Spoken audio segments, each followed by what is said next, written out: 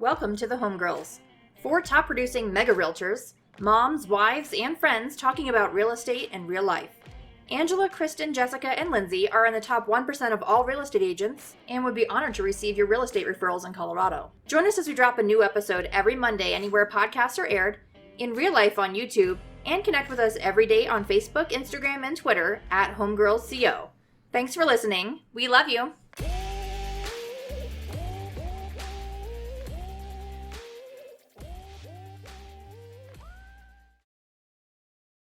Hey guys, it's your homegirls here. We are live today with our favorite EXP real estate agent, Kevin KAUFFMAN. Thanks for coming today. How's it going? I'm so glad to finally be here. I've been waiting for this day to record this episode. So have we. We are so excited to have you. So Kevin is the co-founder of Group 4610, Next Level Agents, and they run the podcast, The Kevin and Fred Show. You guys should check it out. They've got tons of great content. Super weird. I listen to it in the shower, but it's the truth. So Hashtag, that's what she said. It's the truth. I listen to you guys in the shower. So there it is. So Kevin, give us a little bit of your background for those of us that don't know you. Oi, should we do like the elevator speech? So I got licensed in 2007. So I'm based here in Phoenix, Arizona. Technically Tempe is where I'm sitting right now. Got licensed in 07. Which was, our market was falling apart in 07. I literally had friends try to talk me out of getting into real estate, which if you know anything about me, if you tell me not to do something, that pretty much just guarantees that I'm going to do it. So I went full force ahead, sold, this is kind of a funny story other than nothing more than it's funny. And we're still friends. My best friend, I sold him, he was my first client. I sold him and his fiance a house after showing them, I think it was 56, and I'm almost over it. 12 and a half, almost 13 years later, I'm almost over having to show them over 50 houses. I still remind him from time to time. So that was like kind of traumatizing. So when I had the chance to do short sales, which was like 2 transactions later, I was like, this is so much easier than work with buyers. So like literally my third transaction ever was a short sale. And I was like to tell people probably, I don't know, 99% of the next 1,000 transactions I did were short sales. Like that is I've got a business partner, Fred Weaver. Him and I started officially working together in February of 2008. And we built our business around short sales. We didn't necessarily try to get into business with each other. We were just trying to survive. We were both doing short sales. We were both working on them from home, dealing with banks, dealing with the nonsense of banks. We'd both been employing his little brother as an assistant who to this day likes to take credit for starting Group 4610. If you ask him, he'll say, I started this. So we just started doing we just shared an office, shared the expense of his brother, and went to town, incentivized each other to help the other person on their short sales. One unique thing, because it's a partnership and I get asked about that a lot, I'll throw this in, is we were not equal partners for years. It probably took 3.5 years for us to become equal 50-50 partners on everything, which we can go back to that later if you guys want to. So to fast forward, I didn't know any of you guys then. I don't know how, but I somehow in 2012 decided it would be a good idea to take a job as the regional director for Keller Williams Realty in the Colorado region. I really did have a good reason at the time. However, I forgot that I'm totally unemployable. Like I can't even put on shoes and long pants or much more than a t-shirt. So I should have known. And after about 3 months, I quit. I stayed in the role for 6, but I think I quit after the 3rd month. It was painful, but I learned a lot. And then came back to Phoenix. By that time, the market had changed quite a bit. We started changing. So our team started shifting and we started growing. Found myself back in Colorado, 1.5 to 2 years later, expanding our real estate business into Denver, and then kind of grew an expansion team. And here we are today, 2020, still running an expansion team. I think we're in a total of 6 different cities across 5 states. Not nearly the big as in size when it comes to the number of real estate agents on the team as we were at one point, but still very much spread out, if you will, not just in Phoenix, although Phoenix is definitely the core of our business, and trying to have fun. Besides that, host a podcast called The Kevin and Fred Show because I'm unoriginal when it comes to naming things, And I started a Facebook group a few years ago called Next Level Agents. So much for the elevator speech. God, I talk a lot. Who let this guy on? That's okay. So we were laughing about this the other day. I was telling Lindsay, so I don't know if you remember the first time you and I met. You In were, person? yes, you were. Yes, in the coffee shop. No, you see, you don't remember. This is a good story. This is a good story then, now that you don't remember. Yeah. So you and Fred were at the Littleton Keller office, and I was a brand new agent and had no idea that there were all these like celeb realtors that we all look up to at some point. It was snowing, like blizzard snowing, and I remember that day. flip-flops. Uh-huh. Walked by and I looked at you and I said, why the fuck are you wearing flip-flops? I had no clue who you were. Oh man. So at least I thought you were going to say you met me when I was the regional director. No. Because I remember Gabe, I think Gabe was the MCA then. Man, that was way back in the day. Okay. So yeah, if you go on my Facebook page, I've got a picture from that day of my flip-flops in the snow right outside that office. So funny. So yeah, because we walked over to Virgilio's and had dinner or lunch right afterwards. Yes, with Megan and Brian. Correct. So how did I forget that? See, I made such an impression you don't even remember. I was so thrown off that occasionally I forget something. It's actually really rare that I forget a face or a name ever. So especially someone who must have really wearing flip-flops. You must have really thrown me off that day. You are welcome. So one of the biggest questions I know that I have is your partnership with Fred. Can you talk about that a little bit and how that kind of came to be and what that looked like moving forward? Because you guys, to me, have one of the most successful partnerships in the real estate business. Well, effectively, nobody likes Fred and everybody loves me. So it works out really well. No, truthfully, like, so Fred and I are friends. I met Fred 2005. I know him from my wife. They went to school from like 3rd grade through college together and like have a little group of friends that still literally all grew up in the same neighborhood. So that's how I met him. You know, it was like right when I was getting interested in real estate. So our paths crossed. I got into real estate. I was interviewing brokers. He introduced me to his broker. I went and interviewed with him. I was like, he's a nice guy, but it wasn't for me. And then I eventually went to a Keller Williams office, liked what I heard, was like signed up, and I inadvertently recruited him to that same Keller Williams office. I really didn't know anything about it. I didn't know I was recruiting him. I just was like, hey dude, I went to this office. And it's like, I know nothing. I haven't even sold the house yet. And he ends up coming over to the same Keller Williams office like a week or two later. We're working together sort of on a couple transactions because he needed my help. He got married and went on a honeymoon that took him out of the country. And apparently at the time, blackberries didn't work in Fiji. I don't know. So he was like, I need your help. So that was like my 3rd transaction ever, was co-listing a short sale of his that I got approved while he was on vacation. So we kind of worked together, if you will, on a couple deals like that because I babysat his listings while he was gone and did a couple deals. So fast forward, 4 or 5 months, it's like January of 08, we're sitting down having lunch with me, Fred, and another friend of ours. And a friend of ours, he's licensed in real estate, but doesn't transact himself. And he's talking about wanting to just send short sale referrals to people. And he was sending them to this other team. We're like, dude, send them to us. Like, why would you even nobody else even knows how to do these things. Why would you not send them to us? So he's like, yeah, you're right. And then we kind of looked at each other like, why aren't we sitting in the same office doing this together? And so that was it. Like we kind of started, we literally had that idea at lunch that day. I grew up in Yuma, Arizona, which is about 3 hours outside of Phoenix, which has the best Mexican food on the planet. And Fred and I both love Mexican food. So we got in my car and drove to Yuma one day, had lunch, and on the way just kind of like pounded out an agreement, like literally put it in writing on a Word document. I think we had to combine 10 or 11 it was 11 listings, 11 or 12, sorry, listings. And we agreed we were going to compensate each other this certain way on these listings. And then going forward, you know, I think it was like anything I brought in, I got 85% of the income, he got 15, and vice versa.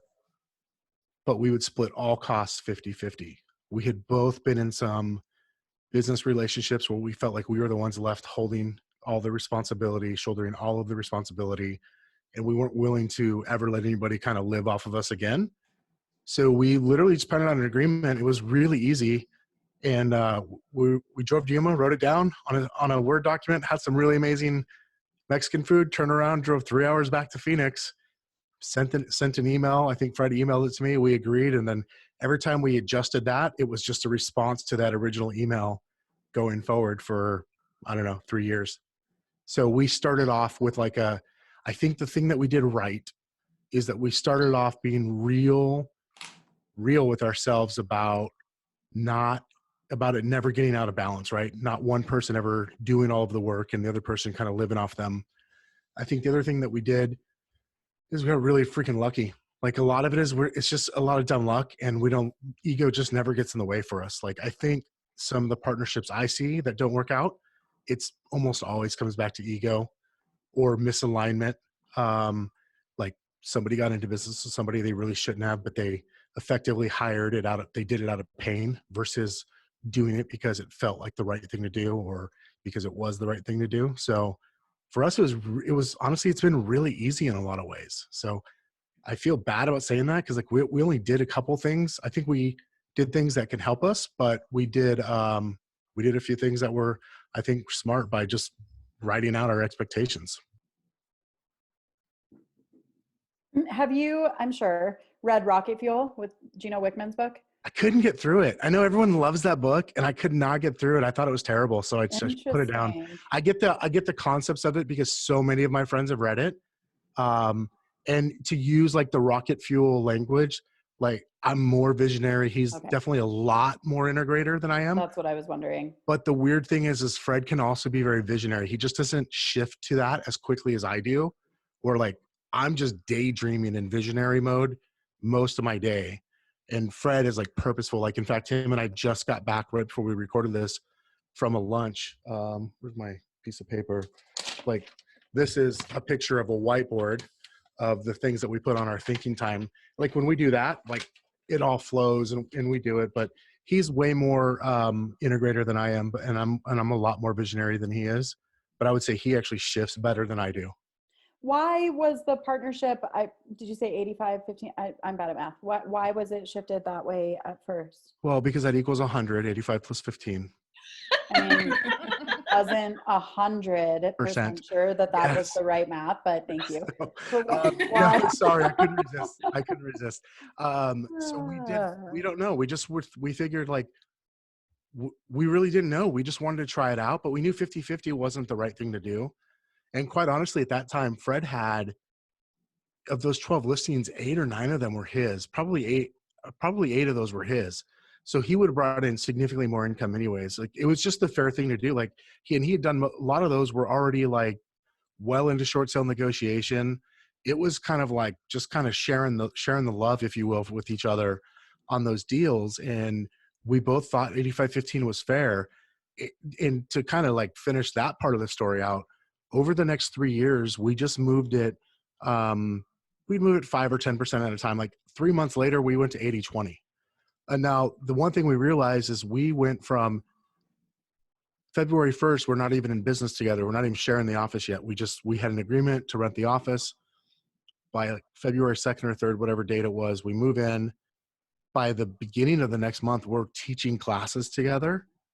And we knew that we would generate business because of what we were doing together. That was 50-50 from day one. But if it was like for my sphere or his sphere, my past clients or his past clients, like, I mean, I'd only been in the business for 6 months at the time. I didn't really have past clients that could do repeat business yet. So that's just what we thought was fair. And then we just inched it closer and closer and closer until sometime in 2011, we were like, this is stupid. And it's just causing more work for our staff to figure out whose lead it was. But interesting side note on there, like when I say our ego never gets in the way, as an example, we never once in 3 years, which was probably 60, 120, 400 transactions in that three years together, the first 3 years together, not once did we ever argue about who was the rainmaker, if you will, on that commission. Like we would always default to the other person. So As an example, I can remember this one very vividly. There was a lady named Diana. Fred was definitely closer to her, and she was probably in his sphere.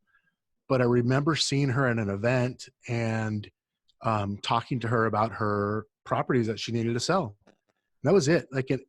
So like, fast forward a week or two later, Fred takes one of her listings. I was like, oh, sweet. I was like, I saw her at that thing the other day that I was at with Mark. I was talking to her about that. He's like, oh, okay. And he just moved it to 50-50. Like he could have taken, I mean, at that time it was probably 70-30 or 60-40. But I mean, that like I probably have 50 or 100 examples where one of us did something like that. Like we never have once fought over a dollar, and I don't think we ever will. That's incredible. Kevin, if you can give like a couple of tips for people that are looking at starting a partnership or a team, what are some traits that you recommend they look for in a partnership?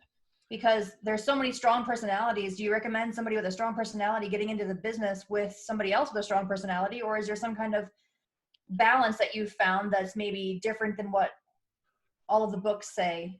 I think the key thing here, and I feel the same way too, like you could actually apply this to hiring someone who's going to report directly to you. Okay.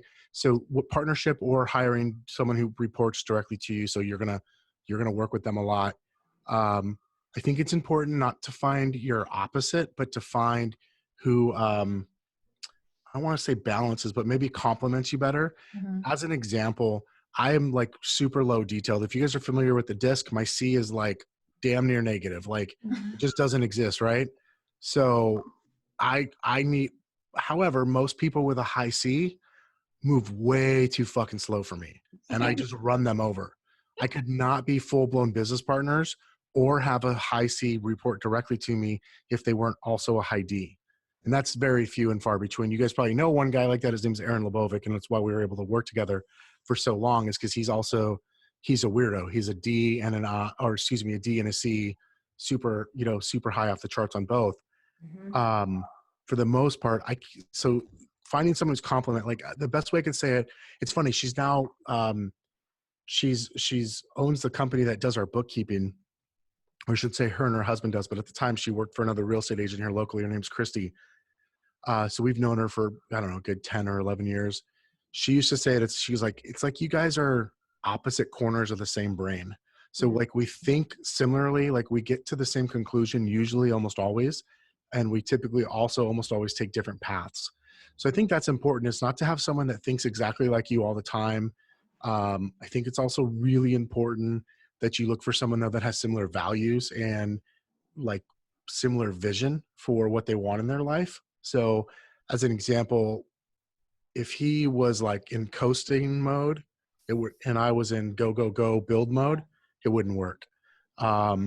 So we're both like, we're pretty well aligned like that. It makes a lot of sense for us to be in business together still today, 12 years later, because we still want the same things out of our life and of our business.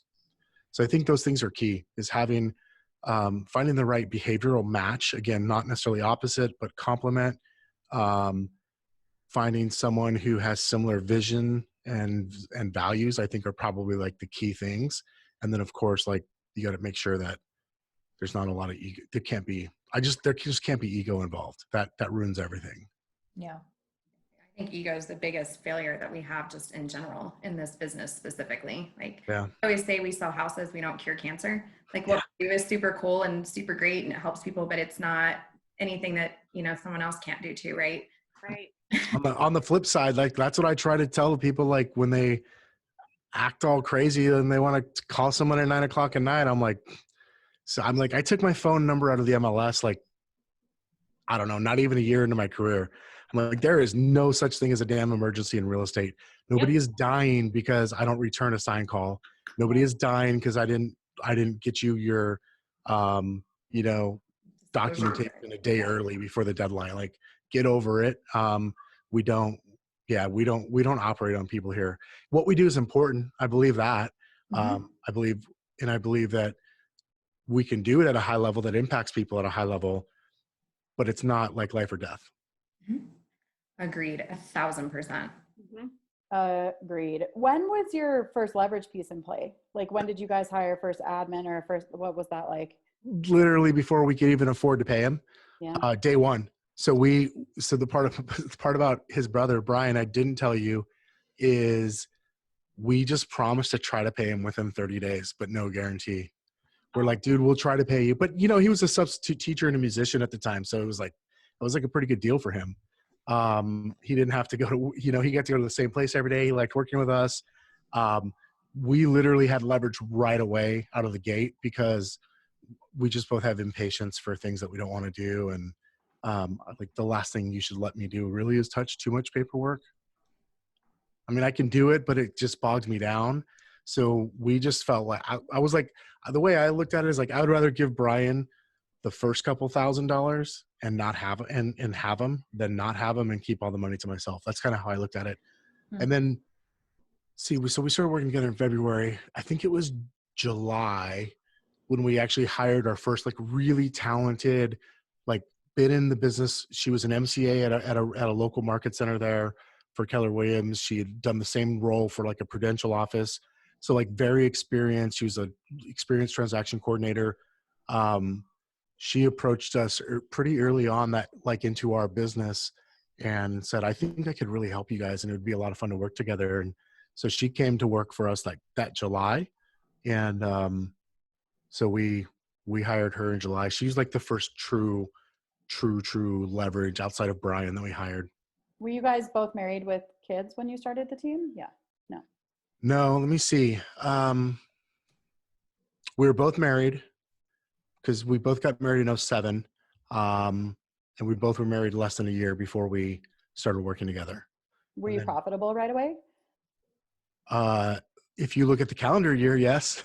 Well, I mean, the reality is like, so it's short sales, right? You got to remember it's 2008. We closed 60 transactions together that year.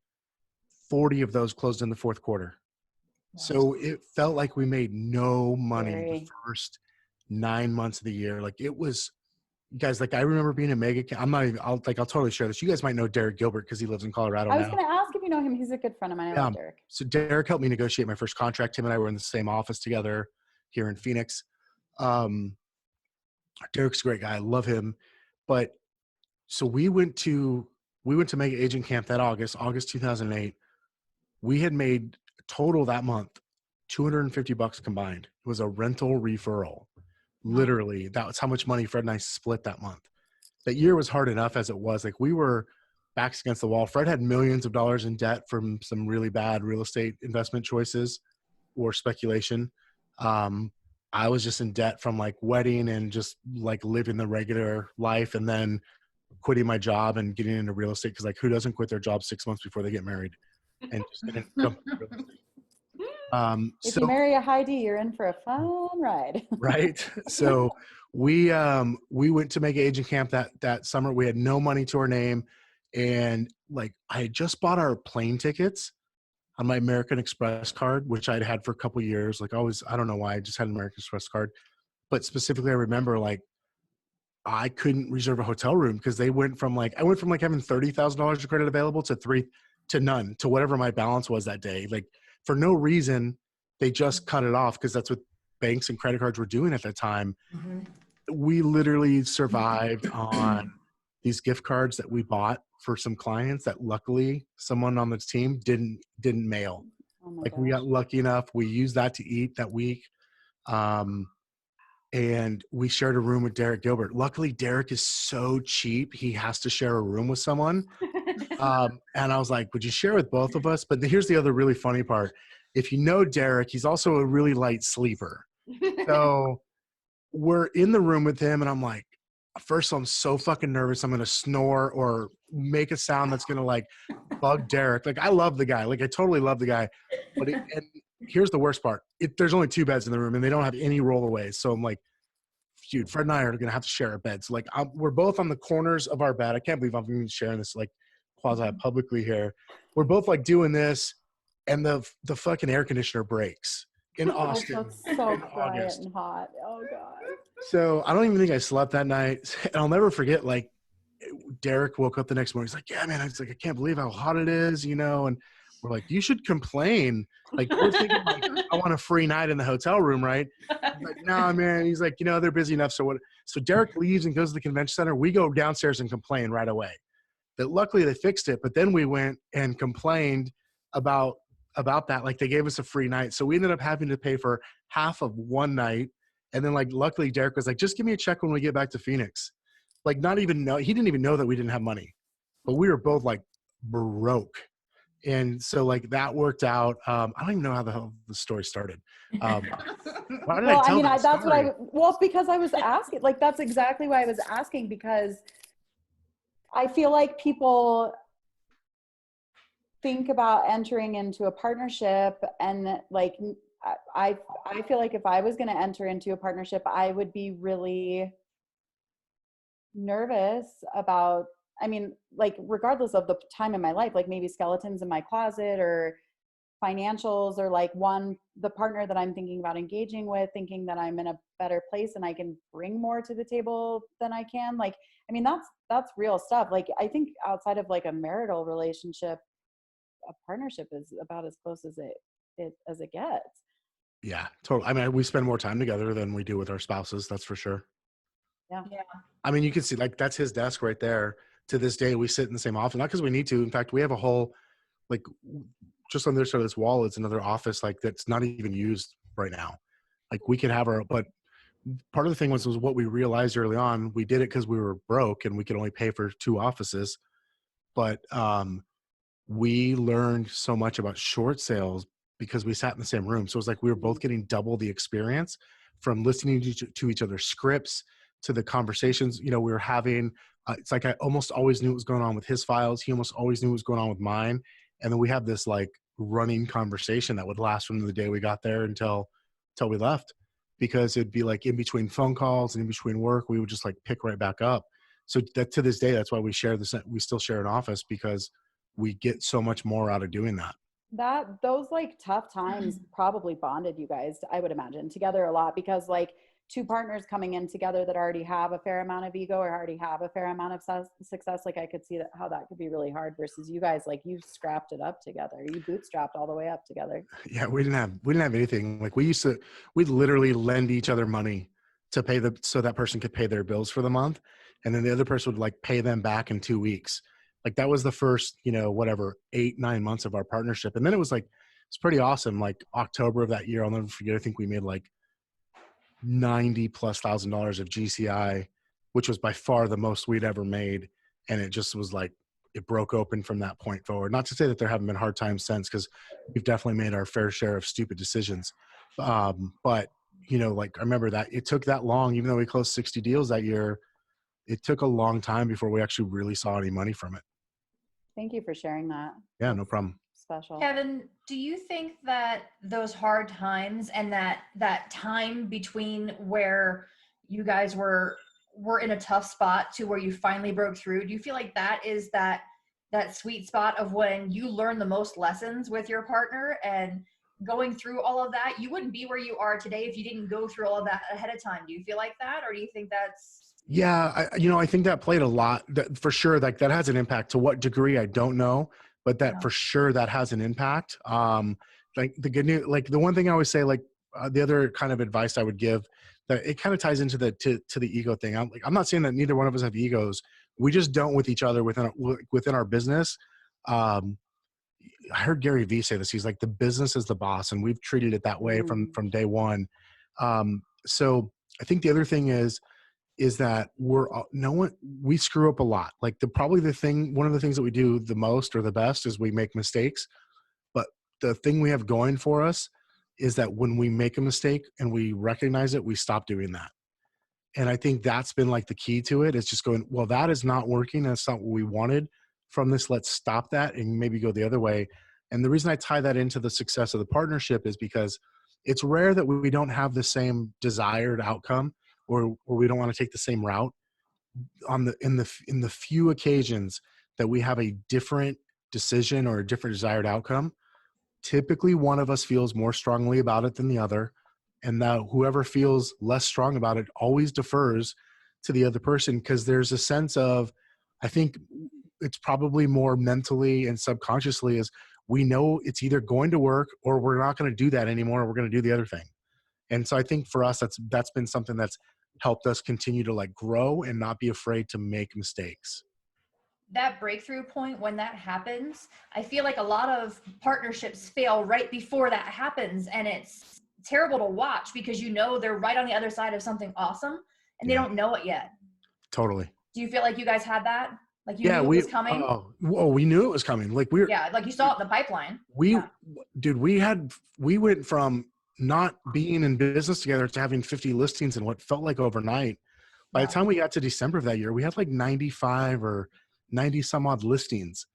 I mean, that was my first full year in real estate, and it was Fred's first full year. It was Fred's first full year back into real estate after being gone for a few years, running another business. And so like we could see it. We knew it was coming. Neither one of us had a problem seeing what was on the other side of that, but we had our tough times. That's for damn sure. So And because we screw up a back lot on that though, if you had to pick your biggest failure that propelled you guys kind of forward, what would that failure have looked like, or what did it look like? going to Colorado in 2012 to be the regional director and running that region. Reason being, not because becoming an employee was the wrong mistake, although clearly that was stupid of us, because we learned a lot from that role.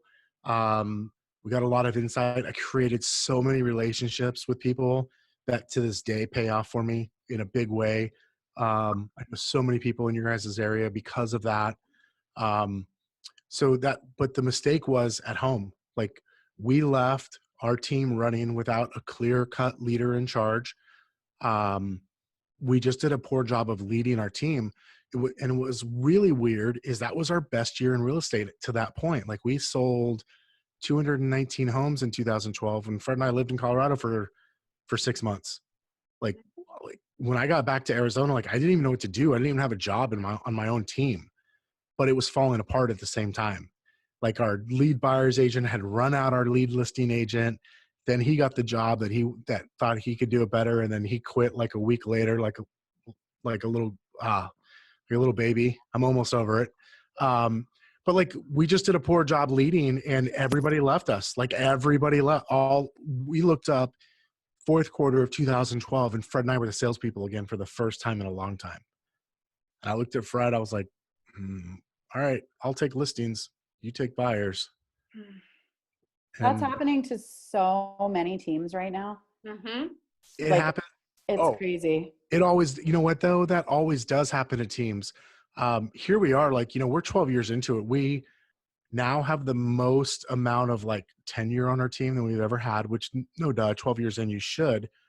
But like, our number one agent on our team, she's been with us, it'll be 7 years in April. And I can finally count, take me more than one hand to count the number of agents that have been with us for, say, more than 2 years or 3 years.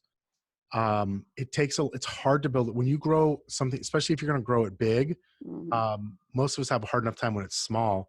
Small is a little easier to control and build some tighter relationships with, but when you try to make it even bigger, which almost everybody does and nobody has any business doing, it's even harder to control, and it's way more of it's a higher churn. And so, yeah, in fact, I just wrote an article this week for Inman about like things you should be thinking about rather than just going big, like getting really clear on why and who you are and what it is that you offer, what your value proposition is, to the consumer and to the agent, just different things like that. So I think people do it because they see the people on stage, they see the people around them, whether it's in their office or just their friends, or they're kind of their crew of other realtors that they hang with.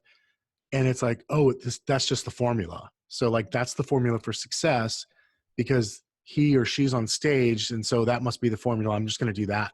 And so all these people don't ever take into account their personality, their behavior, and the way they should be interacting with their business. The way I always explain it to people is, first thing you have to do is decide the relationship that you want to have with your business. Like, what's going to be your contribution to and from the business. And then you have to build around that. And most people won't do that. Most people don't do that because they're just trying to fit a square peg into a round hole. Right. Can you speak to people that are in the trenches of that yuckiness, that horribleness that goes along with building the team, they failed a couple times. You're up on the mountaintop, so to speak. Like, is it worth it? Because that's a question that we talk about a lot. Like, is it worth it to keep pushing through? Is it worth it to keep, it's always like, do I go for it or do I scale it back? Do I go for it? Do I scale it back? Like, is it worth it when you get there? I mean, I don't know. Do you ever get there? well, That's, yeah. that's the other hard part. Like, by the way, do you know anybody who's gotten there? Right? I mean, I feel like Like, you're I know who's on stage, but do you know, do you see their financials? Do you see their personal life? well, and that's the other question that's been circulating quietly, like in a whisper over the last year, is like, how profitable are these people? Right. Like, is it actually worth it? Usually the Because- bigger the top line, the low, like I'll tell you at one point, it still made money for us and it made sense. But at one point, like 1 year, our profit margin was as low as 9%. Now we made some very specific decisions. We knew we were doing that. And we had done that. Like, we made the decision ahead of time of like, we're only taking this much money. The rest is going back in for people or systems. So when you say it, like, let me go backwards a little bit. When you say, is it worth it? I'll put it to you this way. Like, I don't want to give up my team. I love my team. I've built a business that I love. It's based on the relationship I want to have with my business. If I was starting over today, I would actually do it completely differently. I'm not changing what I'm doing, but I would do it differently if I was starting over today. So for those people who are like, keep running into it, I think a lot of times the common problem is them. Like, it's the rainmaker. They haven't gotten into figuring out who they are. I think one of the things that I was fortunate to do is, like him or love him, I really respect John Davis. He did a lot for me. I learned a lot from John. He was my boss when I was the regional director, prior to him being the CEO of KW. And one of the things I learned about John was like being really clear on behavior, not just who I'm around, but my own from a business standpoint, and then hiring and recruiting around that. And I think that's something most people don't do. They don't take that into consideration. I think the other reason why people can't get out of the trenches is like, it's monetarily, like they've built a lifestyle that requires every single penny. Yes. Like let's say they start netting 300,000 a year, then all of a sudden their life requires $310,000 a year. Yep. Yeah, that lifestyle creep sucks the life out of the business before Yep. it even gets Totally. going. And then they can never afford to hire the rock star. Yeah. The first time we hired, so the first like really big check we wrote, he agreed and we had to negotiate. We came to a deal and I'd agreed to pay him 75 grand a year. And it was the hardest, that was the hardest thing to agree to, but I was like, we knew we needed it. We were expanding. We really needed the help operationally. But then, so like that was part of that decision. That was the year we made 9% net profit, or no, maybe that was the year before. Sorry. So we wrote the check, but from the first time we wrote the check, I always say it was the hardest one to agree to. It was the easiest check to write because his value just showed up and he was worth every penny and then some. Like we quickly gave him a raise in under, it was like 6 months or less before he got back to above what he was making before he came to work for us, because he took a step back for that. But had we been in a position where we needed $250,000 a year or $300,000 a year each to live, we could never have hired him. And our business would look like everyone else's. And it still is to a degree. It looked like it's built on freaking duct tape and spreadsheets and horseshit. Like, that's what most real estate businesses look like. And ours is like a slightly more sophisticated, but not much. Like, we still have our fair share of problems, but I think, I think those are the common problems that stop people from kind of getting to whatever that next level is for them. Kevin, I have a big question for you. So for me as a brokerage owner, hearing that you've had an agent on your team for 7 years, tell me about that retention aspect, because I feel like for so many people, the turnover rate in our business from a team is so high. It's so unnecessary. The longest agent I've had is on my team for 3 years, but my brokerage hasn't been in business for more than 5 years. So I feel like that's kind of an achievement for me personally. But how do you create that longevity and the loyalty within that without creating dependency? I'm not sure it's anything more than a little bit of dumb luck, and she's a great person and she sees our heart. There's been times where we probably didn't deserve to be in business with her because we were focused on other things. And there's been times when we've been overly generous with her. Like the one thing one of the things I believe is true that I learned a long time ago from Gary Keller was get in business with the great people, with the best people that you possibly can, and do everything you can to keep them. Like do everything you can to create opportunity for them.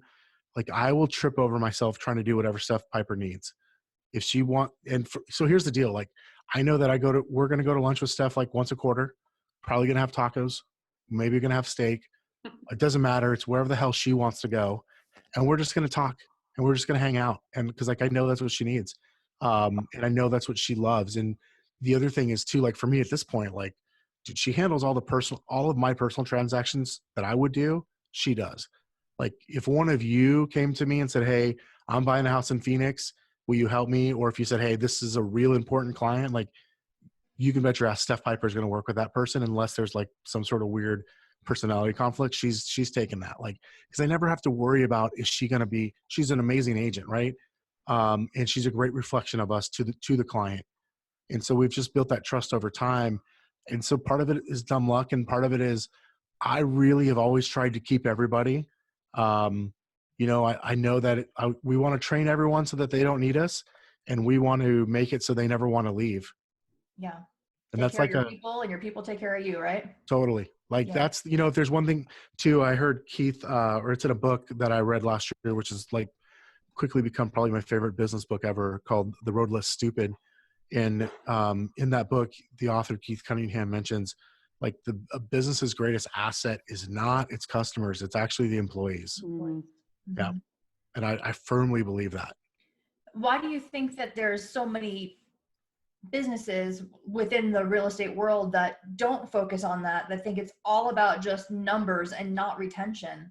Where do you think that comes from?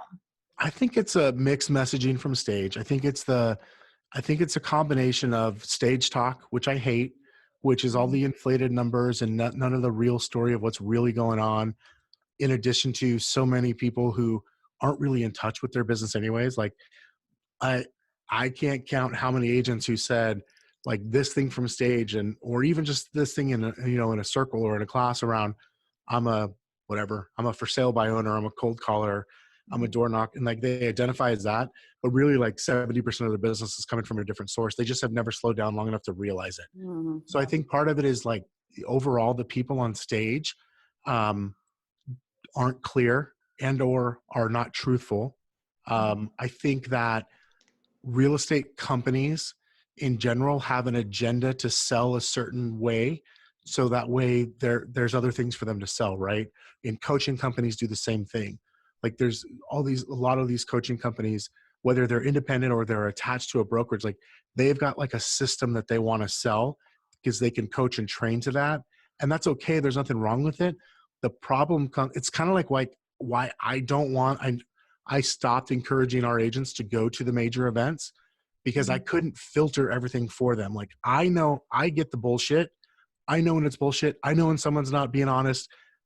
For the most part, I can tell when they're not connected to their business, and I can tell what's a shiny object and what's not. But for most agents, they can't. And so I had just, I don't want, like, there's this filter there that I have through experience that not a lot of other people have. And I think what happens is people just get mixed messaging. And so they think I can do it this way. They think they can do it that way. And the truth is they're not built for any of that. And they don't even have complete information. So they're doomed to fail anyways. I agree 100%. What would you tell an agent? What kind of advice would you give a newer agent that was looking to find a like-minded tribe of people to work with? Because once you get your license, no one tells you, how to find the right brokerage and your right people within that brokerage. Like there's no guidebook, right? So what would you tell somebody that was going through that? So I feel like every agent is promised new agent is promised like training and coaching, right? Leads. And to some extent leads, right? Yeah. I think an agent, at a minimum, they should be asking for like to see it. Yeah. Like they should tangibly be able to see what that training looks like, what the leads look like if they wanted to, right? I say that because I talked to so many agents who are like, they're ready to switch brokerages because they were promised X, Y, and Z and none of it has been delivered. Now, part of that problem is you don't know if that person ever showed up for what was available to them. Right. But the other piece is I know a lot of brokerages and teams don't deliver on any of it. They just don't deliver it. They promise it on the front side and don't deliver on the back side.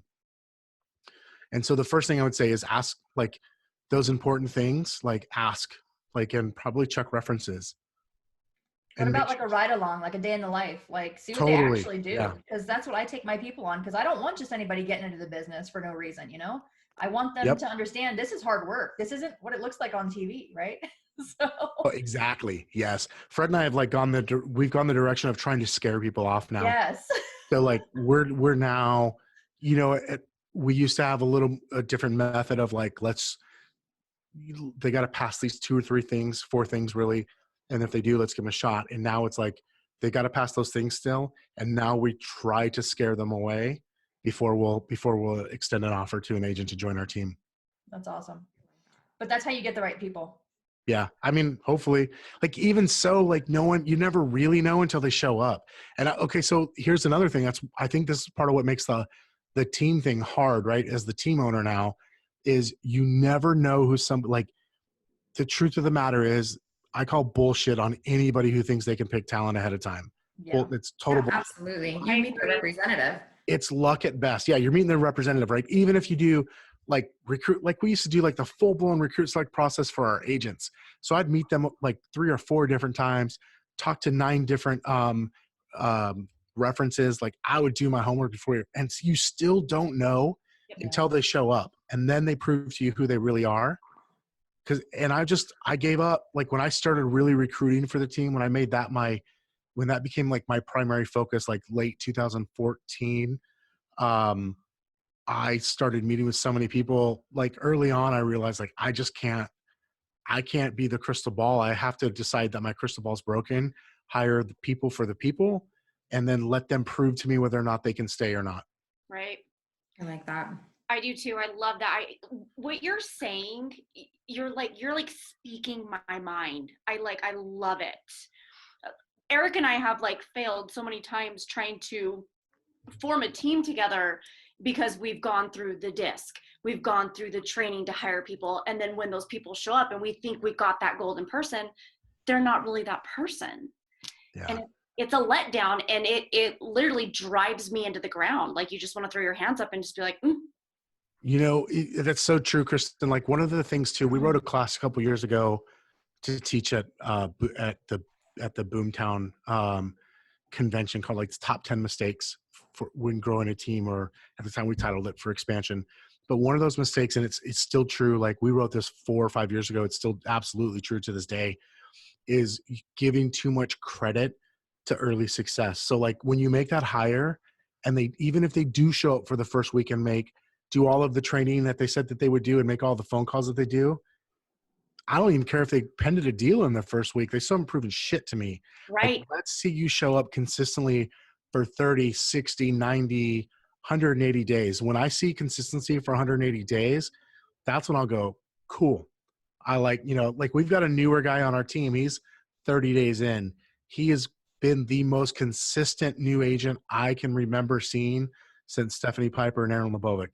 And they both sold hundreds and hundreds of houses with us. And yet I'm like, the best thing I can say to him is like, dude, if you keep doing this, in 6 months, you're going to have a super predictable income, and you're going to have you're going to have the best career you ever dreamed of. But I'm not willing to go put him on a pedestal yet. And I think so many of us do from early success. And I think that's a big mistake that we make, because then we get let down, and then we let our own expectations of what that person was going to be, because we saw it in them, they're going to do it. And then we're like, oh God, this sucks. I can't build a team, or I don't want to build a team. But the deal is, like, teams include, the problem is it's all about people, and people will let you down. Yep. That's guaranteed, for sure. Yeah. Something that I found to really see, like, truly who somebody is to put them in a position, in a situation where they fail. Like, you force failure to see what comes out of it. And I feel like that's really the great equalizer. Like, you can say what you want, you can lie on your resume, you can do whatever you want to do, but I learn more about somebody when they're going through a failure and how they react and how they get out of it than from them achieving things all day long. So, you know, it's funny too. Is during the interview process, like I've always liked to ask about failures. Most people can't even admit to a failure. And I'm like, cause they think they're going to look bad. Right. And I'm like, I don't even care what you did. I mean, I might, if it was like super illegal or immoral, like if it's like minorly illegal, I probably don't care. But I'm curious about like, what do they learn from that? How do they recover from that? Like, what did they do next? Like that, to me, that's way more important than the actual mistake or failure. Is like, okay, cool. What'd you learn from that? Yeah, I don't want to be around people that just keep doing the same wrong thing over and over again. agreed. So don't feel like you have to answer this. I will. Okay. What happened at Keller? What happened that made you leave? How detailed do you want to get? Like I can give you the 1 minute version, which is simply, we fell out of love. I just looked up one day and realized it wasn't the brokerage for me anymore. It wasn't my home. I knew it. And it took me a year to figure out what I was going to do. Like I searched hard. Like we literally spent a year looking for another brokerage. Or I could give you the detail, like some of the detail stuff that I just I just think there's a lot of rumors around what happened. I've heard so many things. I've heard everything from we were fired. I've heard that we got in trouble from our regional director days. I've heard that we were so unprofitable that we had to go to EXP to make money. I've heard that, what was the other one? It's some dude, he's like a regional director and he like gets drunk and messages me on Facebook every once in a while. He keeps referring to us, like his name is Matthew. I can't think of his last name right now. He's in Florida. He keeps referring to like us doing something really bad or wrong as like, I know the truth about you guys as regional directors or something, like as if like we stole money or something. So weird. Like I've heard a lot of rumors. Yeah, that's why I was asking. Yeah. So the truth of the matter is that I'll never forget the day. It was in April of 2017. It was the day I was in Austin with about 19 or 20 other agents in a mastermind with Gary, literally all freaking day with him. We leave the building before we can even get to the airport. They send out the email announcing that Chris Heller was fired. And earlier that day, like it was such a weird tension filled, everybody felt pissed because like we were with Gary all day and he didn't say a word to us. Like there were like when we were at the airport, like some people were mad, like legitimately mad. I was a little more kind of like, that's weird. What the hell's going on? But earlier that day, like I remember raising my hand. Gary was telling us about tech. Like, so the thing that a lot of people don't know is like Gary's whole tech thing that he started talking about publicly, he was talking to us about it like 2 years before privately and making all the same damn promises that, by the way, 5 years later haven't been delivered on. So like we're sitting there in the room and I just said to him, it's funny because this is real as of this week. I said, Gary, like, I hear what you're saying and I'm going to put my differences aside about whether or not I think you can do it. The problem I have with this is that when I signed up at Keller Williams, you made a promise to me that it was my listing, my lead, and it was going to be, you would never get between me and the client. And I feel like you're changing that relationship now. And I don't know how I feel about it because you're my brokerage, not my technology provider. Because I could call my technology provider right now. Like if they suck and they're not fixing something, I pick up the phone, I call them and I say, fix this or I'm not paying you next month. It's that simple.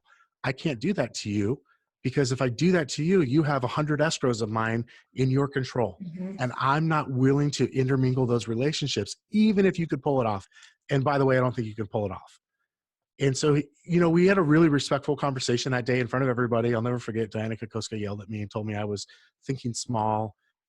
And I'm like, literally even Gary had to tell her to shut up and sit down. I'll never forget that moment. It was so great. Like Gary and I were both telling her, no, you're wrong, sit down. And he goes, you know, Kevin, I respect where you're coming from and you're right, but you're going to have to get over it. And I just went, okay, you know, I get it. Like we can have this conversation. I'm like, but you're never going to control my tech. You'll never control my clients, my database. You'll never have, to me, something was always wrong when you say, don't trust everyone else, but trust me. Like that's always fishy to me. And so that was the day I think things changed for me. And about 2 months later, we actively started pursuing other brokerages. And what I realized in that process was there's some really amazing people in this in this industry that I always like took for granted. And I learned a lot of cool stuff in that process. Thank you for being honest about that. Yeah. Right. And telling everybody. Right. Like there's so many rumors going around, and I'm glad that you like squashed them essentially, because there's just, you know how people talk. Oh yeah. I literally, I've heard the rumors. I've heard a lot of them. I know there's a lot more that are said too. Like, I just don't care. Like, I know who I am. Like, somebody taught me one time, what other people think of you is none of your damn business. And I typically abide by that, but not always. Same. Oh, do we need a pause? No, we're good. No, we're good. No, we're good. Okay, cool. You know what though? Like, that's okay. It's so funny. I got on a Zoom to talk to somebody about EXP. A friend of mine who's at EXP with us in our group had set up a three-way, I guess it was four of us, like four-way Zoom, and to talk about EXP. And this person is at KW. I will not say their name or anything like that. Sure. Team leader. I've known her for years, or she was a former team leader. Sorry. I've known her for years. And she asked, like, and I thought it was like really weird. Like, why do you care why I left? Right. But so she asked, and I told her just what I told you guys, probably in similar detail. And she goes, "I'm so glad you shared that with me." And I go, "How come? Like, we've known each other for years. Like, why?" She goes, "Well, she's like, I totally get it. I see it now." She's like, "I always assumed you were just being disloyal." I went, "Oh, shit." It never crossed my mind that people would think I was just being disloyal to Gary. Now, a lot of people said that to me. Like, I get emails from team leaders all the time. I got Facebook messages from people all the time about how I'm disloyal. And I'm like, I don't know. We paid Keller Williams $2 million in our time there. I think it was pretty loyal. Like, we carried the flag. I recruited a lot of people. I owned an office. I rebuilt an office. Like, I think we did some good stuff there. It was a mutually beneficial relationship. And then there came a time when it wasn't mutually beneficial anymore. And so I exited it. Like, that's how life works. Yeah, absolutely. It was just another relationship. Yeah. Ebb and flow. Yeah. So, we just have to sometimes, I think relationships change, and a lot of people will say to me, the one thing I will correct people on is they'll say, "Why did you leave KW for EXP?" And I just tell them all the time, I didn't leave KW for EXP. I was leaving KW. Eventually I found EXP. And the truth of the matter is it took me a year because we genuinely didn't look at it, wasn't willing to look at it. I thought it was what Gary and some other people had said it was. I thought it was the people that were there that I didn't respect. I have a lot of friends at EXP. But I also had a lot of people there that I knew a lot of people there that I didn't necessarily respect business wise, that I was like, "Oh, if they're there, like, I don't want to be there." But then I thought about it. I was like, there's a lot of people at KW who I don't like their business either. Like, what does it matter? Right. And so eventually when a good friend of mine went, who I respect his business, and I respect him as a person, when he went, I was kind of like, "Well, still not going because we're going to go start our own brokerage. But I'd love to hear why one of these days, and, we'll get together." And like a few months later, we thought we were going to go independent after a big search till about the end of that year, which would have been the end of 17. We thought we were going to go independent. We started opening up brokerages. Like, we already had 4 of them up and operational, because we have an expansion team. We had shut down a couple of our expansion locations because we weren't taking them with us to a new brokerage. There was just some of our locations were either not profitable or not worth the headache of the profit that they did bring in. And we just looked up one day and we're like, "This is stupid. Like, we never wanted to own a brokerage. Why are we're doing this because we're trying to escape KW. And that's the wrong reason to do this. So let's reevaluate." And so we paused. I had a coach who, I will not name him, but I will say what he said. He said to me, he's like, "You don't have to leave KW. Like, they're not asking you to leave. You just want out. And you can play with you can hold the snake as long as you hold it by its neck, and and you realize that it's a snake. Like, you just have to be careful about it, understand what it is and what the relationship is." We're like, "Yeah, you know what? You're right." And so we're like, "We'll just figure it out. We'll figure it out eventually." And then we had lunch with Curtis like 2 months later or a month later, whatever it was. And it was like, holy crap. Like, we went from seeing it for the first time to moved over in 6 weeks, and we would have moved faster. But Aaron Lebovic was in another country for 5 of those 6 weeks. like that. And we were so like, let's put it this way. He was in London. Fred and I were so convinced it was the right move for us. We almost flew to London for the day to talk to Aaron because we didn't want to have to tell him over the phone. But luckily, it worked out timing wise. So. I love that. Aaron, I remember hearing about you guys from Aaron when you guys moved over, and I was like, what? SP? Like they left Keller? Like they are Keller. Like that's how I felt, just like a total outsider who didn't really have any skin in the game with any of you. Like that's how I felt. So it's funny. A friend of mine I had a good buddy of mine was in town last night from Dallas, and he's not in real estate. He's a client. I've sold a couple of his houses here, and he told me, he's like, I knew when you moved, it was a big deal. He's like, I even told Kim, it's his wife, Kim. He's like, told her like, this is a really freaking big deal. And she was like, why? He goes, dude, like Gary was his mentor. He's about as bought into that company as you could ever be. Like if they moved, there's something like really big there. And I don't know what it is, but I'm telling you, this is a big deal that they would make this decision. I guarantee this was not an easy thing to do.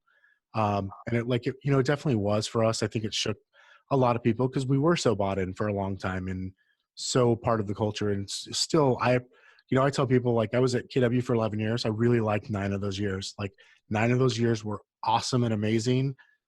One of those years was kind of like a little bumpy. And one of those years, I just really wanted to get the hell away from it. But overall, when I look back at it, mostly super amazing stuff and people.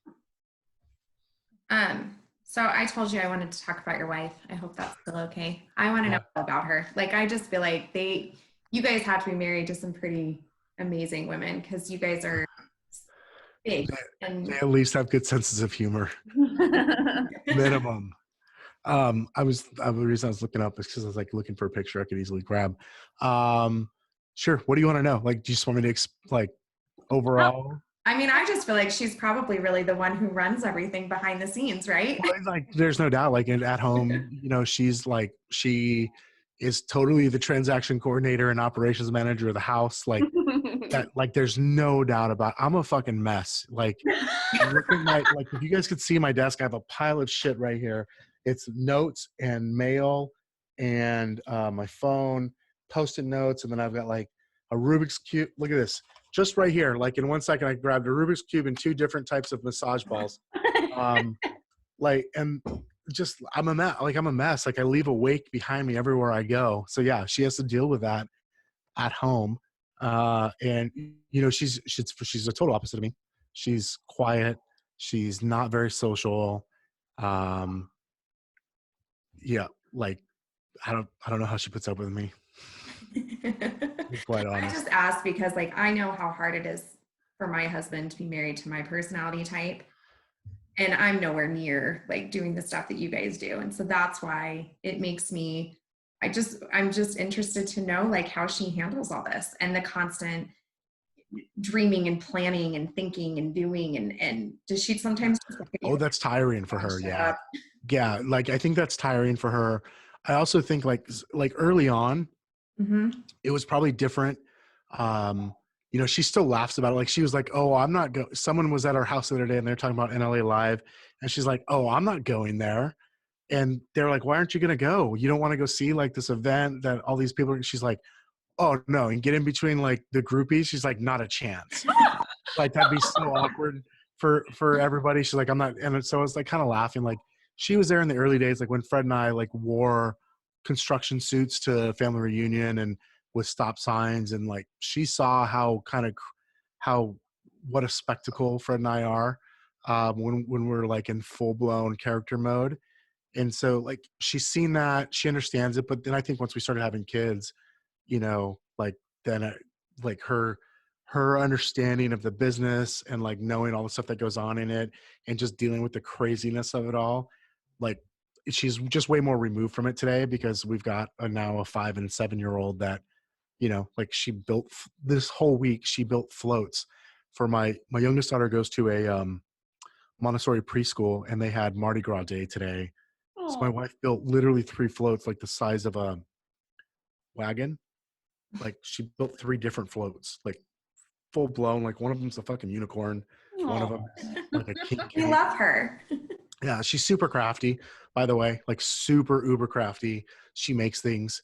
Um, so yeah, but so I think she's a little more removed from it today than she was before we had kids. But for the most part, she's like, yeah, you go do your thing and And then I'm come here. home. Yeah, How has being a dad changed the way that you do your business now? I just do less of it. Yeah. I go home. I always joke, like I'm super impatient. So if you know the AVA at all, vector 3 is patience, or I'm ultra impatient. Like I'm a 1. So on my vector 3, so I'm super impatient. So I always laugh, like once she got pregnant, I was like, yeah, my kid's gonna definitely probably get what little patience I have. So I was telling Fred, like, the rest of you guys are fucked, because like she's what little I have, she's gonna get. Have you But figured out what like your kids are on the disc yet? Do you know? I could probably peg them if I sat and thought about it. Like, there's no doubt. Like Sophie is way a high I. She's the older one. Zoe is definitely not a high I. She's about as low as I as you can get. But So one of each of you, kind of. she's super dominant. Like, it's Mm. pretty crazy. So I think that that kind of changed things, just like patience level. But then I just kind of drew a line in the sand. Like, I travel a lot, if you will, but I travel within rules. Like, you won't see me travel, like, it's like maybe twice a year where it's 3 nights that I'm gone. It's almost always 1 night or 2 nights. And it's typically like, if I can do it in 1 night or even there and back the same day, I do that. Um, I don't work late. I don't work weekends. I check emails and stuff on the weekends, but I just would rather spend time with my kids and stuff than I would dealing with real estate shit. Like, that's way more important to me. So, I feel like maybe I've missed out on some things, but I've just, cause I won't go to certain meetings. I won't go to certain happy hours. I won't go to certain dinners. Like, I don't typically go to dinner at home. Like, I just don't do it for work, because I'm going to be gone 1 or 2 nights a month. Like, that's all I'm taking away from my family. Mhm. So it did force me to get really good about my schedule. What does a day off look like? Like your perfect day off with your family. What do you do? Like, how do you spend a day off? Because for me, I don't know what to do with myself, and I inevitably, if I have 5 minutes of relaxation time, then I don't know what to do with myself for the rest of the day and go back to working. So Yeah, I have that problem. Like, at least up here, like, I can't turn it off. So I pick fights on Facebook. I like to do that. That's fun. It's actually the joke. It's kind of the joke, but it's kind of one of those, like, it's a joke because it's true. Is if I'm off for too long, like, Fred always is like, dude, go back to work. Like, Christmas or something. Like, I will just start egging people on for the hell of it. Like, that's how you know I'm really bored, is because I do that for pure sport. So Jess, are you going to tell him about your fake account right now? Because I totally feel like you should. Jessica, I'm just going to say it. Jessica does this on a super high level because she created a fake Facebook account where she can super troll people and then they don't even know that it's her. Oh, so I so Isn't want that to do perfect? that. I've so wanted to do that, like, so hard. And I'm like, every time I go to do it, I'm like, I don't want to make the Isn't account. that perfect though? Like it's perfect, It She's an is. evil genius. If right? you could make me an account, that would be great. And then gift it to me. That'd be really great. So back to your real question. So one of the things I've started doing in the last, like, 8 or 9 weeks is turning my phone off for a day. Um, we have these little, like, small accountability commitment groups on our team where they run 6 weeks at a time. And so, in those, you have to make 3 commitments, 3 micro commitments for a week. And one of those has been quite a bit, is like, I'm going to turn off my phone from sun up to sundown. Wow. Almost every time I've done that, I've actually left it off for like 36 or 40 hours, Mm. because what I found for me, the hard part is turning it off Yeah. and putting it down. But once I've done that, I don't, maybe the first hour, I don't know, but like 5 hours in, I don't want to go pick up the phone. 24 hours in, I don't want to go pick up the phone. Like, I just don't care. Like, there's been plenty of times I've turned it off on Saturday evening, and then I didn't turn it on until Monday when it was time to go to work or something like that. That's me when I go on vacation. Like, I'm not even joking. Like, every single time I'm screaming bloody murder. You can't make me go back. And my family, like, literally has to drag me. I can get, like, super way out of balance too. Like, I'll get that. I genuinely, I kind of like to work on vacation. So like at least email wise and stuff, but like, I don't, not like all day. I'm talking about like a couple minutes, like respond to some emails and texts and then go back to the beach, go to the beach or go do whatever. But so in the summertime, like when we take like a 2 or 3 week vacation, one of those weeks I'll shut it off completely. I'm not doing anything. Like just don't even bother. Um, and then I also just set stuff up. Like I'll put out of office messages on my email that says I'm gone for a month or something stupid like that. And so that way people don't have any expectation of me ever getting back to them anytime soon. So just try to do that. Like perfect day off for me is like get to relax, have coffee outside, hang out with the kids, go do something active, go, I don't know, just play with the kids, go hang out with family. That's about it. What do you watch on TV? Do you watch TV?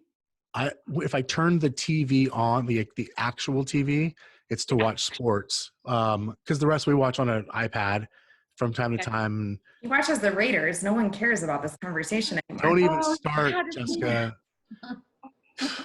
Whatever. No one even cares. No one cares about sports. You all watching. care. You're all going to care a lot this year. We'll meet you in Vegas for a Bronco Raider game. Done. We're there. We're there. Do it. I am not a Bronco fan, so I'm with you, Kevin. Good. I knew I liked you best. What do I watch? For me, the best show on all of TV is Succession on HBO. Yes, So it's so good. it's the best show. So good. Narcos, because that's back on now. I don't know. There's a couple different series that we watch. Like we'll just find a series from time to time and binge watch it. Yeah, but I don't watch that much TV. Like, so there'll be times like if I'm in the middle of binge watching a show that we just found, where it'll be like, okay, we'll watch it literally 4 or 5 days in a week, and then it could be like a whole week where I don't even turn on the iPad to watch a show. Same. Or the TV. So just depends. Did someone ask where 4610 group came from already? Did I miss that? I've always wanted to know. I have my assumption on what it is, but Ooh, let's hear that. is it a Bible verse? It is, but it isn't. Okay, so that's what I thought. It's from Isaiah 46:10. Everyone always probably like 99% of all people are like, is that Psalms 46:10? Yeah, that's what I was thinking. No, because if you go read that, that'd be really fucking weird. If Weird. Yeah, that. Yeah. Although, I mean, Psalms are perfect sometimes for real estate because if you don't read the Bible, basically all they are is people in the worst times of their entire life crying out to God going, please get me off of this fucking planet. So that does work for real estate sometimes. But okay. That would be weird. I'll give you that when you give it that definition. So if you think about, if you ever read Stephen Covey's Seven Habits of Highly Effective People, one of them is called Think with the End in Mind or Begin with the End in Mind. Mm-hmm. And the gentleman who I told you Fred and I went to lunch with right before we started our partnership, he was at one time like a Spanish white dude, as white could be, was a Spanish pastor. And he had taken class or maybe just read the book on that book and somehow put every one of those 7 lessons to whatever Bible verse Stephen Covey had kind of like referenced in those chapters or whatever. And Isaiah 46:10 was beginning with the end in mind or thinking with the end in mind. And for us with short sales, like think about that. So like I told you, 60 transactions, like 40 of them closed in the fourth quarter, but we probably had 50 listings by March or April. And so we knew like with short sales, like a lot of stuff had to happen between now and closing. So we ran out of for sale signs like in the first month. And I looked at Fred one day and I go, hey dude, we're all out of signs. We got to order some more. I don't want my name and number on them. Do you want yours? And he said, hell no. And so I said, well, we should probably think of something because I don't want my name and number on them anymore either. So he's like, all right, let's think of a team name. And I just went home that night and I thought about it and sent off like 3 or 4 suggestions. And one of them was Group 4610. And as soon as we like in the email, we're like, yeah, that's the one.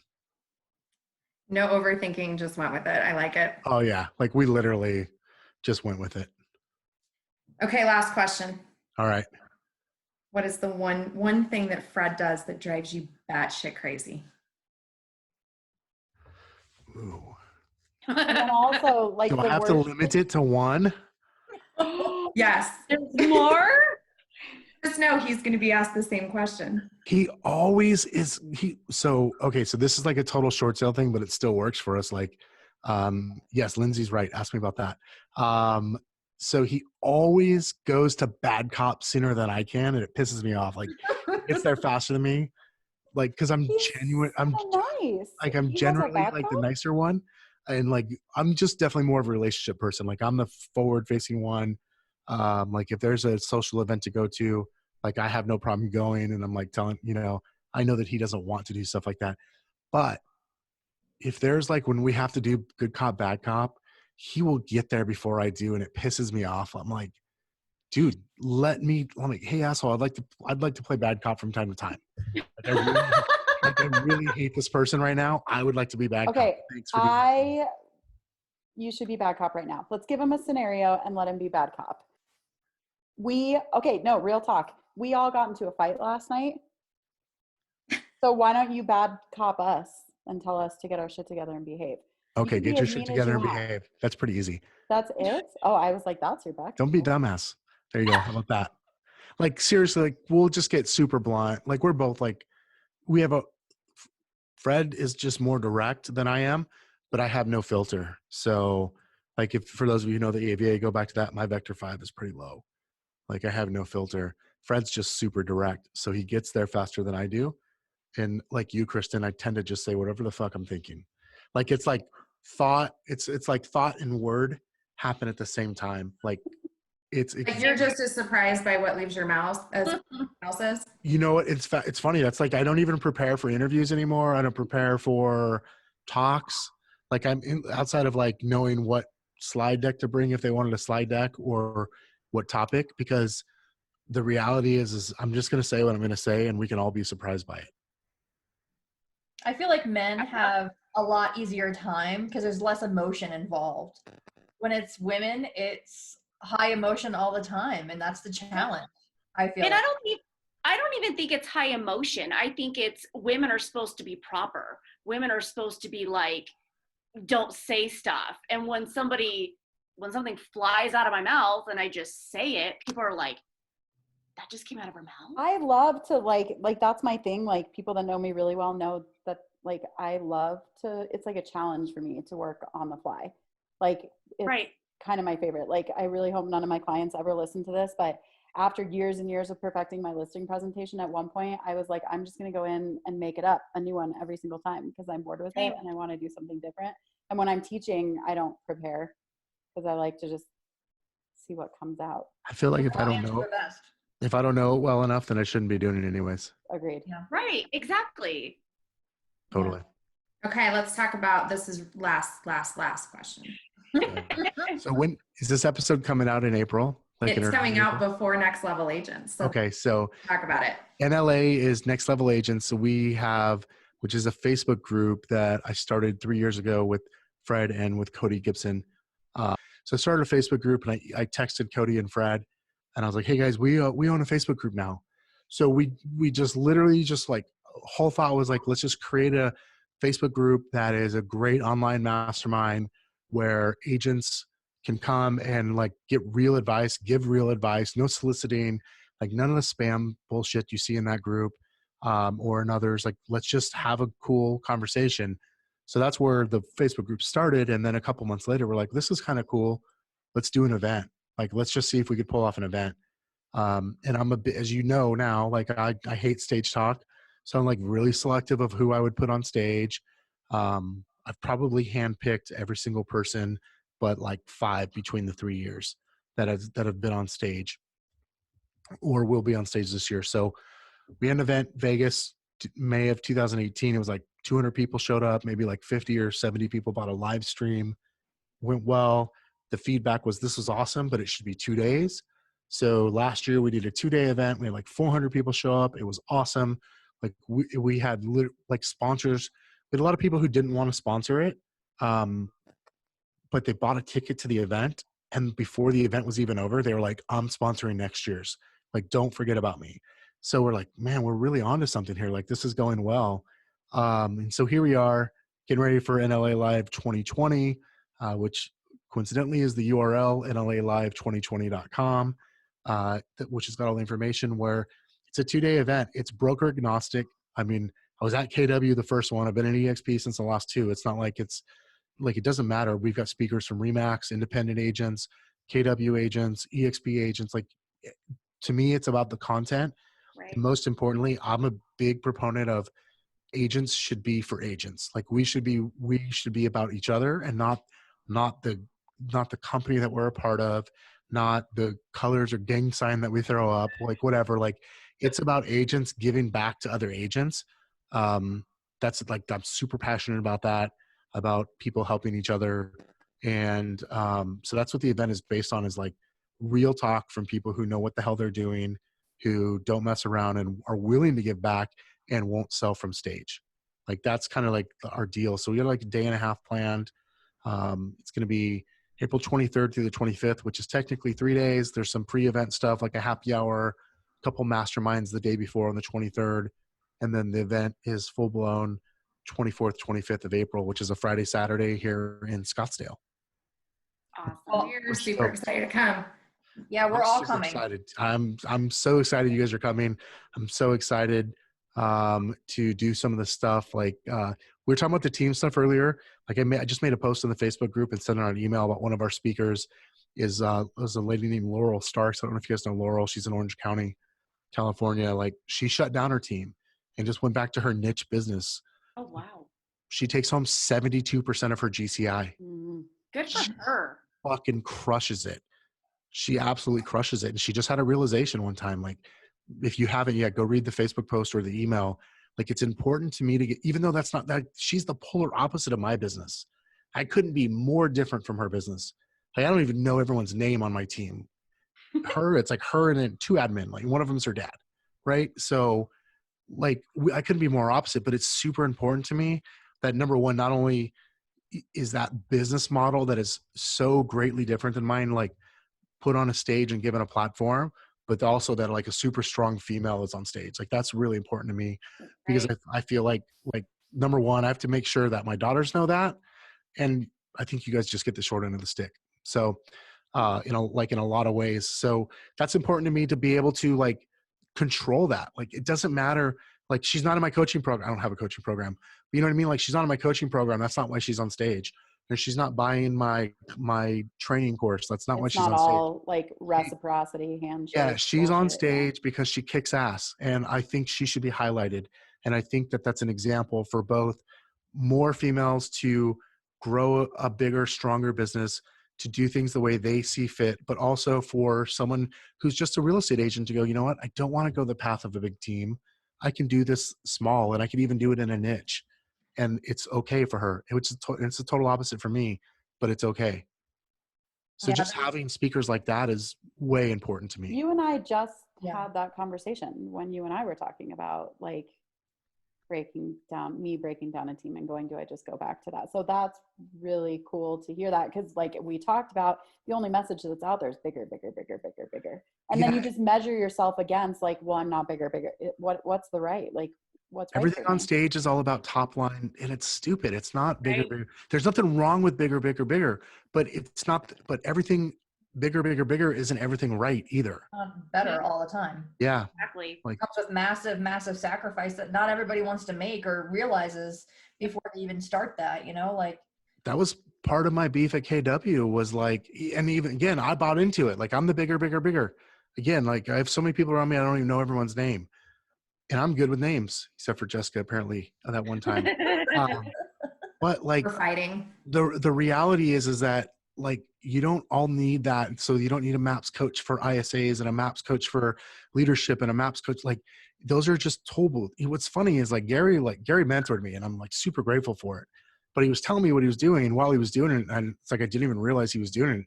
Like, they're what he calls toll booths. Mhm. There's all these little toll booths of little extra services you can offer agents. And I'm telling you, from, like, a business standpoint, it's genius. Like, I highly respect him for it.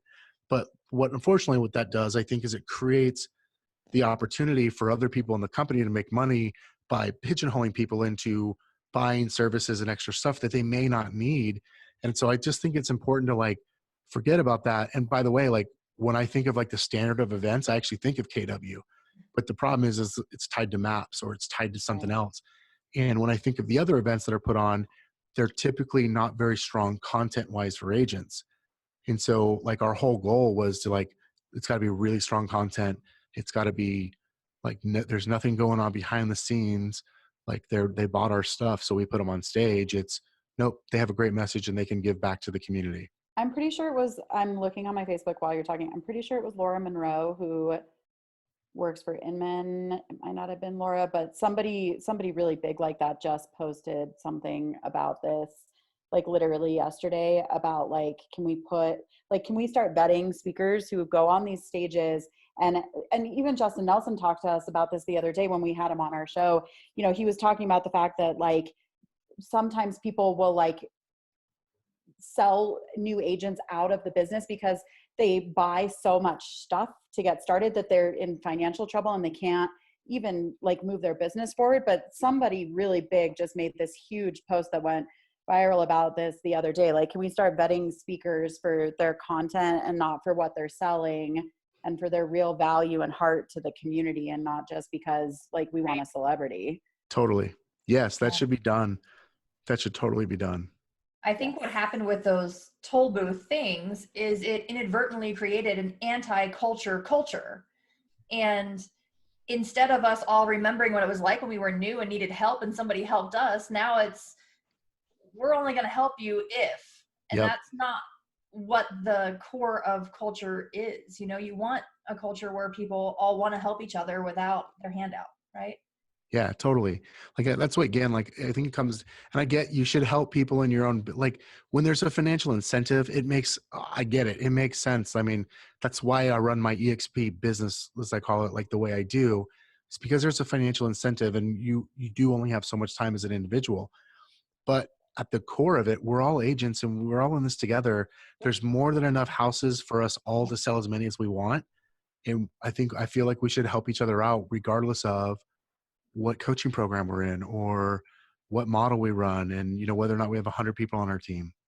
So she posted, she was retweeting somebody, but this girl is saying, I was recently told that I couldn't moderate a panel because I didn't have enough social influence. I spent my 20s building experience, not followers. When did we start sacrificing content for influence? So I love that that's your message with NLA, is like real content. Totally. Killer crap, you know?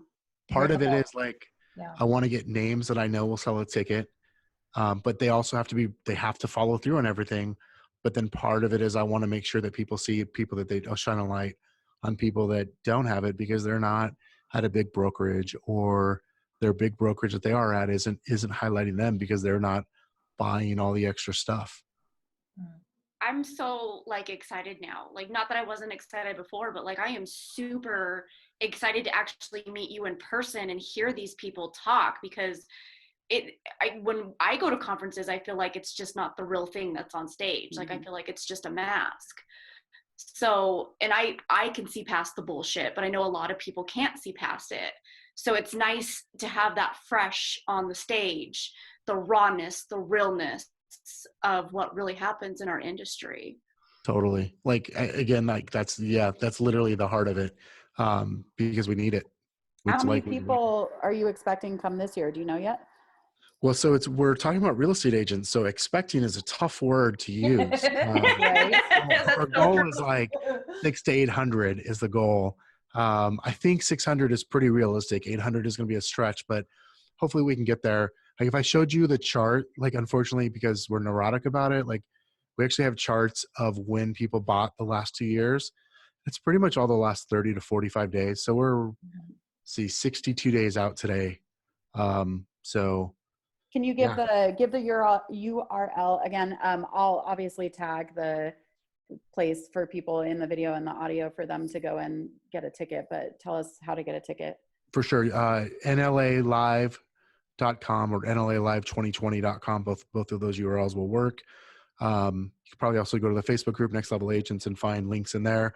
But NLAlive.com, you got to scroll down a little bit. You can see most of the speakers are already up there.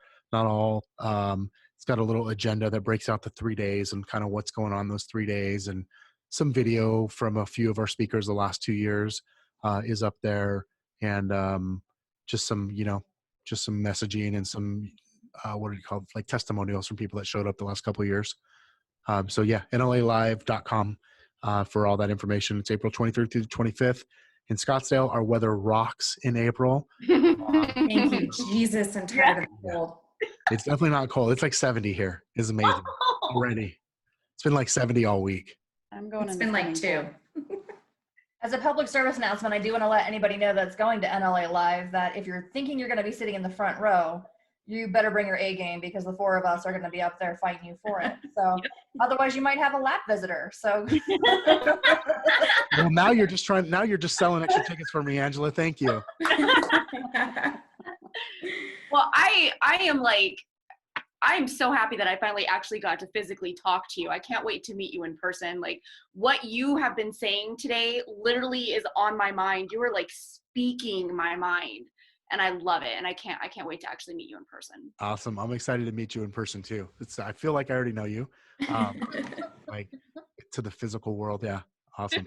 Well, I feel like you're like our 5th homegirl. We appreciate you have been so supportive of us and so just amazingly helpful. So we appreciate you so much.